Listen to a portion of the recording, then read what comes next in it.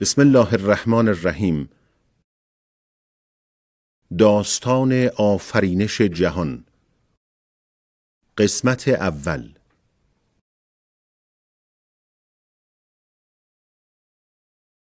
روزی بود، روزی نبود، غیر از خدا چیزی نبود. خداوند بود و با او چیزی نبود.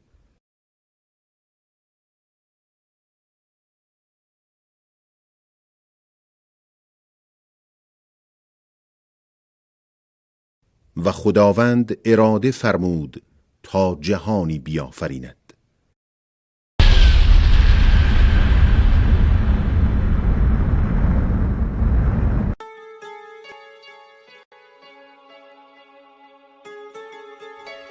این مستند اقتباسی است از کتاب تبیین جهان و انسان نوشته دانشمند و متفکر بزرگ استاد مرتضی رضوی.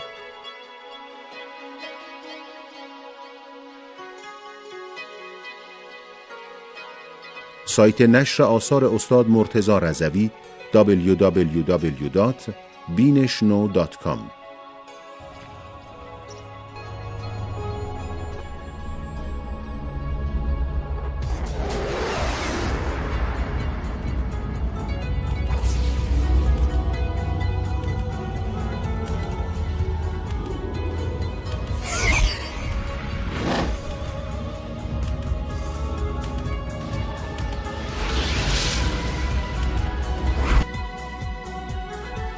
تا شما یک خط از این کتاب را مطالعه می کنید، میلیون ها کیلومتر بر حجم جهان افزوده می شود.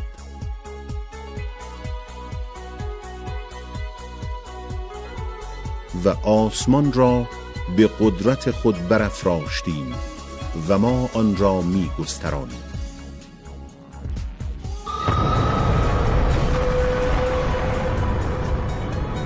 حدود 123 میلیارد سال پیش خداوند اراده فرمود تا جهانی بیافریند. اگر با همین محاسبه به عقب و اول زمان برگردید،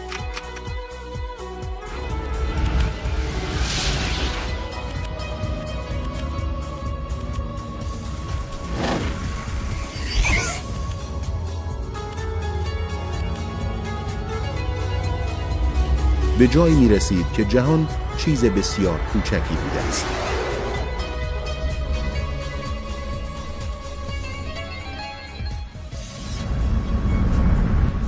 قبل از اولین بیگ بنگ جهان به اندازه یک نخود، شاید کمی بزرگتر بود.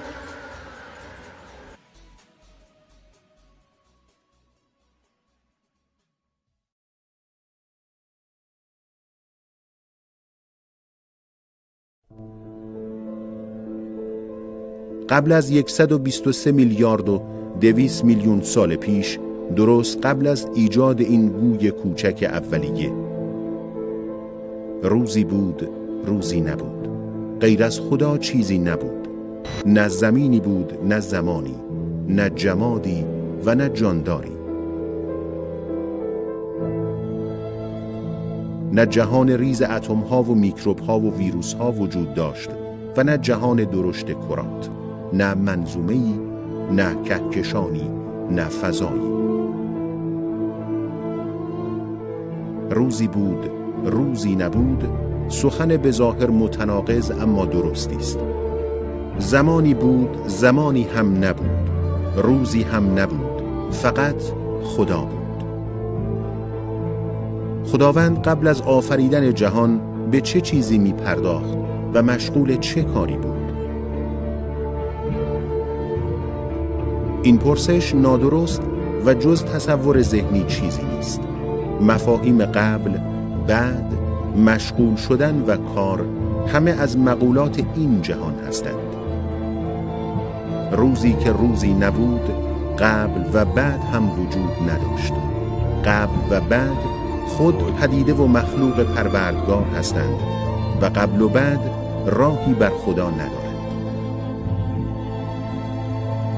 امام صادق علیه السلام می‌فرمایند خداوند نه به زمان و مکان موصوف می شود و نه به حرکت و انتقال و نه به سکون، بل او خالق زمان، مکان، حرکت و سکون و انتقال است.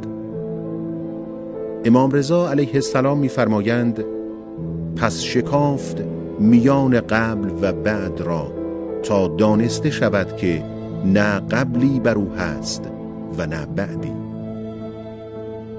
امام علی علیه السلام می‌فرمایند: سکون و حرکت بر او جاری نمی شود و چگونه جاری می شود بر او چیزی که خود او آن را به جریان انداخته است و چگونه برمی گردد به او چیزی که خودش آن را ابداع کرده است و چگونه پدید می شود در او چیزی که خودش آن را پدید آورده است.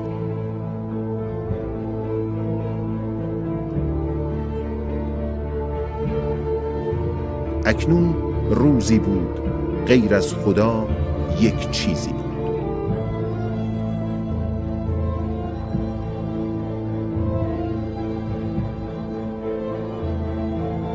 چیزی کوچک و ریز به اندازه یک نخود، شاید کمی بزرگتر.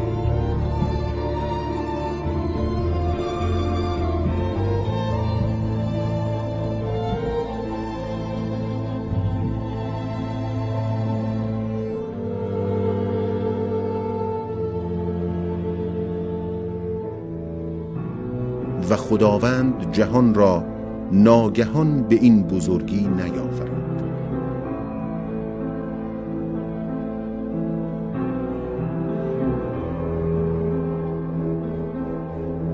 اما شیوه آفرینش این بود تا گوی کوچک مبدأ آفرینش باشد.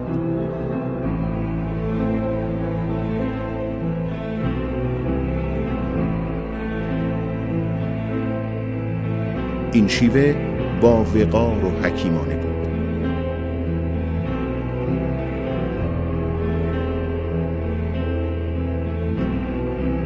و خداوند این پدیده اول را از چه چیزی خلق کرد؟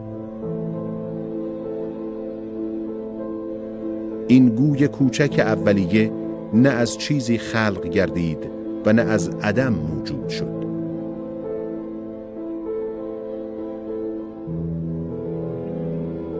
مکاتب فلسفی پیدایش جهان را به یک وجود سابق مرتبط می نمایند.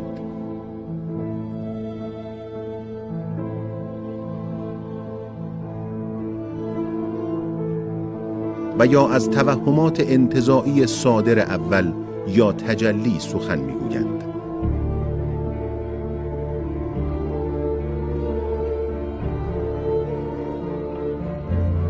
و یا استیون هاکینگ، پژوهشگر فیزیک، معتقد است که جهان از هیچ به وجود آمده است.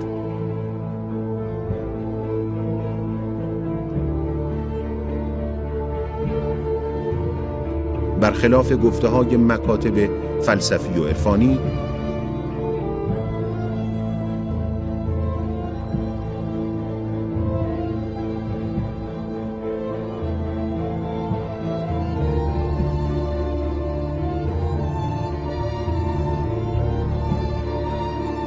ماده کوچک اولیه اصلاً خلق نگردید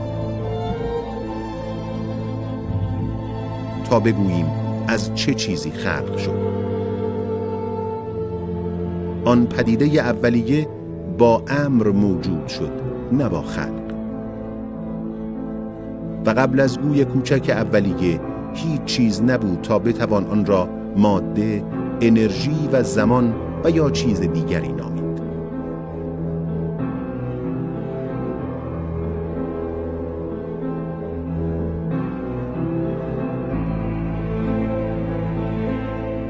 پدید آورنده آسمان ها و زمین چون به کاری اراده فرماید، فقط میگوید باش، بیدرنگ موجود می شود.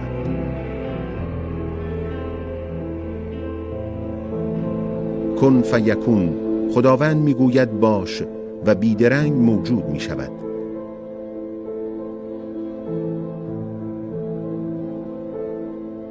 و این برای بشر امری است ناشناخته.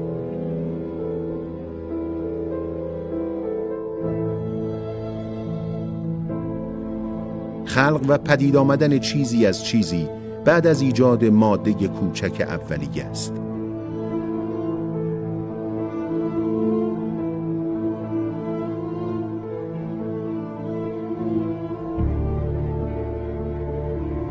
و خداوند ماده کوچک اولیه جهان را ایجاد و انشا نمود.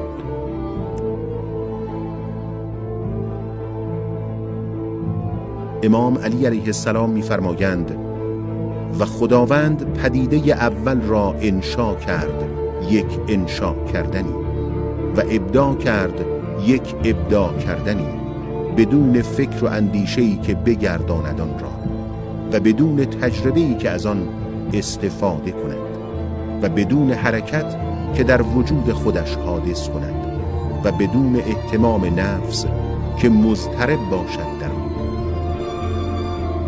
حضرت فاطمه سلام الله علیها می‌فرمایند و خداوند ابداع کرد پدیده اول را نه از چیزی که قبلاً بوده باشد.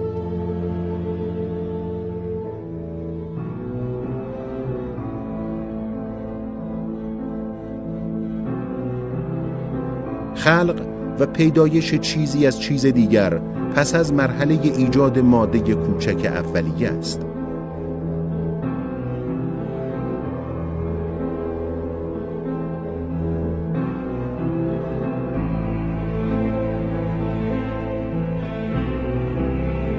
خلق یعنی پدید آوردن چیزی از چیز دیگر.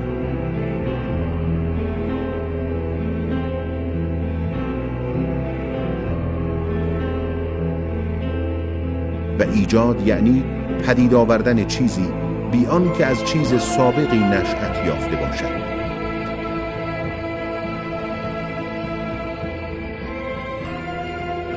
و خداوند گوی کوچک سبز درخشان را ایجاد فرمود. پس بیدرنگ گوی کوچک سبز اولیه مبدأ آفرینش شد.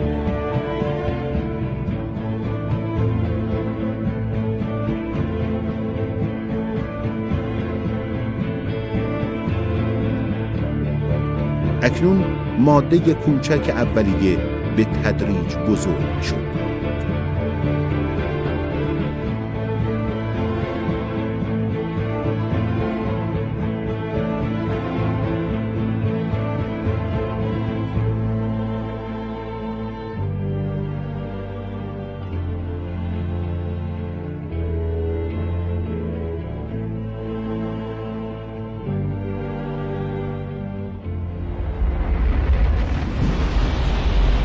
و همگام با بزرگ شدن تحولات و تغییراتی در درونش رخ می‌دهد.